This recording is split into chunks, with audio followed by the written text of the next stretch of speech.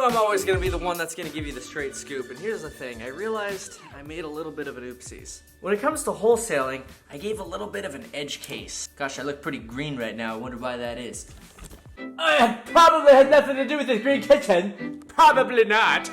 Here's what I mean. When I talked about wholesaling, I kind of talked about the absolute worst case scenario. And not only that, there are a bunch of different definitions as to what a wholesaler is. So we're gonna clear that up right here so we're all on the same page and we can actually have a real discussion. Because nobody wants just a unilateral discussion. We need bilateral talks or multilateral talks. You hear? Now let's start by telling you exactly what you're gonna get out of this video. You're gonna learn what an investor is, what a wholesaler is, and what the difference is between the two, the different kinds of wholesalers, what the MLS is, and what flippers are, because I think that's the biggest confusion that came out of the last video regarding wholesalers I posted. There are a lot of different definitions for a lot of different circumstances. So let's talk about them. And you're gonna take a lot of knowledge away. Oh my god. Ooh, fiberglass, I like it. That's not asbestos. See, I think you guys already know me, that I'm very transparent and that I'm always kind of gonna shoot you straight, gonna let you know right what I think. Like, for example, this house here doesn't have a fence between it and the neighbor's yard. I'm telling you, always gonna be transparent with you. You're gonna know what I'm thinking. Like these green walls, ain't that pretty? So let's set up a real example, because the example I gave in the wholesaling video made some folks think that I meant a bunch of different things than what I really meant. Let me first explain the example I meant, and then let's talk about a new example and definitions. Okay, so here we go, really quickly. If a house is worth, as is, $150,000, and somebody offers $90,000 for it, when in reality, if that property had just been publicly marketed to a bunch of different investors, wholesalers, flippers, and all that, it would have sold as is for $150 and probably fixed up be worth, say, $250 or $300, right? That was the example I was trying to make. But now let's do a real example, because I'm not a hypothetical kind of person. I find myself every time if I use hypothetical examples, somehow I make a mistake, and that was no exception in the wholesaling video. So let's use a real example. So real example, the YouTube flip. That property is going to be worth about $650,000 completely fixed up. Now we bought it as an investor, as a flipper, and we're gonna define these, for $492,000. This house was completely distressed. The father had passed away, the trustees, the heirs were living in the house, paycheck to paycheck. They could not make the payment anymore. It was a horrible situation for the entire family. They were going to post the exact details of the transaction, but quite frankly, if you go back into the YouTube flip videos that we've already posted, you could pretty much glean most of them. You could also see the 3D tour we posted on it, and you could see what shape it was in beforehand. So what's an investor, you ask? Well, an investor is anybody that has funds, whether they're finance funds, hard money funds, or cash funds, and buys real estate. So they are considered a real estate investor, right? We're not talking about people who invest in stocks and so on and so forth. This is all about real estate. Now, there are many different types of investors, and all investors, I think, are wonderful people. In fact, I consider myself an investor myself, and I represent a whole lot of investors. Here's some ways you can invest in real estate. You can buy a property cash really quickly and flip it. That's a type of investment. You can buy a property as cash to rent it out. You could buy a property with a loan, whether it's conventional or hard money, and rent the property out. Or you could even buy a property with a loan and flip it. You could even be considered a home buyer investor, where you put 3.5% down on a house, you rent out some rooms after you fix the place up and you house hack, and then 2 years later, you flip the property. There's so many different kinds of investors, and none of these kind of investors are bad. Ooh, termite droppings. Now, a flipper is just a subsect of a type of investor. A flipper is somebody who's going to pick up a property and plans to resell it, generally within about a 6-month to a year time frame. So they're also a type of investor. They just plan to go in and get out. Now, so far, none of these are scammy. It's totally okay to be an investor. Nothing wrong with being an investor, because then I'd be a hypocrite if I called myself scammy. Oh God, it stinks in this room. Anyway, so what's the multiple listing service? The multiple listing service is essentially the center marketplace for real estate.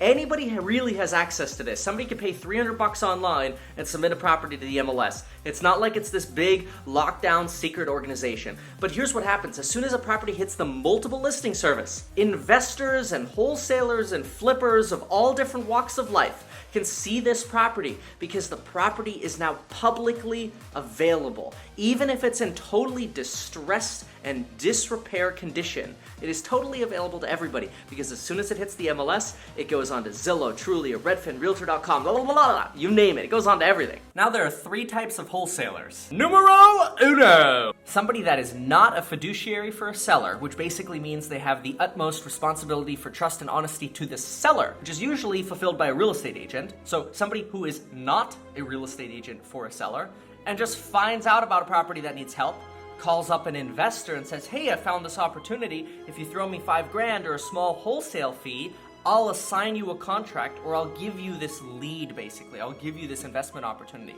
Not a scam. Totally fine. Not a scam. So far, investor, not a scam. Flipper, not a scam. Person who wants to buy a place cash really fast and help somebody out because they're in a distressed situation, not a scam. I do this all the time. It's okay. Like everything, okay up to this point. Here's where it starts getting shady. A real estate agent that gets signed up with a seller as their fiduciary and has the obligation to get the most value for that seller. And then they personally call up somebody and say, hey, if you give me an extra $5,000 or something on top of my commission, I won't put this property on the MLS. Nobody else will know about it, and you could buy it before it hits the MLS.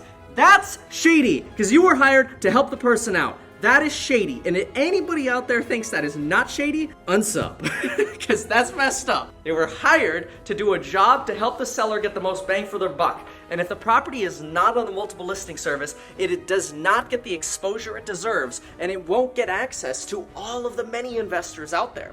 We're going to talk examples in a second. Now, here's the really scammy one, and we're going in the pink and black room for this one. So far, we've talked about two types of wholesalers. One that is just a normal person hoping to get a small fee by flipping an investor deal. Totally fine. We've talked about the agent wholesaler that takes a fee on top of their commission to not put a property on the market and do a disservice for the seller. That's scammy. Totally a scam. The third version, and this one is kind of blurry, but let's see what you think. Let me know in the comments what you think about wholesaler number 3. Wholesaler number 3 is somebody who pretends to be a buyer. Ooh. Wow, these are actually clean. Wholesaler number 3 is somebody who pretends to be a buyer, locks up a property in a long escrow, like 90 or 120 days, purposefully to remarket the property themselves, even though they're not the actual end buyer, without disclosing to the seller or the agent whom they bought the property through that they're not the end buyer. So without disclosing, they start remarketing the property and trying to find somebody else to buy it so they could profit the difference. Generally, that just robs the opportunity of the seller to sell it to somebody else legitimately when the property's already on the market. So I think wholesaler type number 3 is also scammy. So we've talked about number 1 wholesaler, not scammy. Number 2 wholesaler, very scammy. Number 3 wholesaler, kind of scammy. But we've also made it clear that there are different... Oh my God, ice cream truck. Where's Graham when I need him? Have a good one, man. You gonna make it? Come on, my friend, look at that. Oh. So here's the thing. I think I got a lot of hate from people who are actually investors or flippers who pay cash for properties and get good deals on them. In fact, these are people who rely on properties not hitting the market because guess what? If a property doesn't hit the market, you do get a better deal usually. That's why I always say for a seller, if your property doesn't hit the market, you don't get the best value for it. I don't blame you if you're an investor or a flipper. I'm not saying anybody's a scammer by doing that. I only think the agent that has a fiduciary obligation to a seller and tries to squeeze out an extra fee by wholesaling it, even though they have an obligation to the seller, I think that person is a scammer. And I think somebody who pretends to be a buyer to lock up a property under false pretenses, I also think that person is a scammer. But for all of you folks that are investors and flippers, you guys are right up my alley. I work with you all the time, and this is what I do. I'm just shooting stuff straight here. Now, I'll admit I didn't put enough clarity into the last video, and I apologize about that. But that's why I'm making this one. I like ladders with the wheels.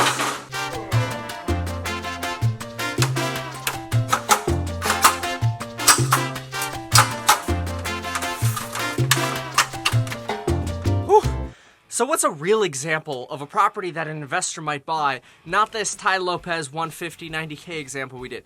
How about the YouTube flip? $650,000 on resale. Bought it for $492 because it hit the market. It was on the multiple listing service. Let me give you 3 examples of other properties that hit the market this week that are getting flooded with investors. Now listen, don't get me wrong. The investors don't like it when these properties hit the market because when they hit the market, it squeezes the margin out because now there's competition amongst other investors. But guess what? That's the marketplace. So I'm sorry, but if a seller calls up an agent and says, I want the best price for my property, even though it's in a distressed condition, even though it's in crap, unpermitted, unfinanceable shape, and we need a 5-day cash escrow, it can be done with properties on the MLS. Look this one up because we just got it under contract. In fact, here's the signed counteroffer on it. You can watch my live video. I talked about this address. You can check out my Instagram. I posted about this property about an hour after it hit the market. So I'm not bullshitting people. I'm just giving it to you folks straight. Sorry I didn't define things as well as I should have, but look, make mistakes with communication and video.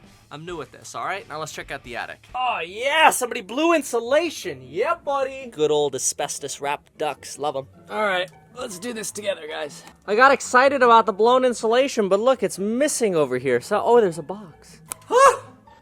You know what's sad is agents don't have the best reputation, and I think it's sad. I wish the real estate community had a better reputation, but especially a lot of investors, they hate agents. Like I saw comments on that wholesaling Facebook groups basically saying, oh yeah, I love using agents to help me figure out what properties are worth, but hate agents otherwise. Yeah, it's all right.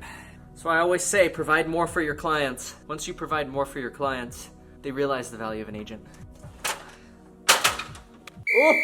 Gas leak! That is a stanker. Smells like gas. Thumbs down.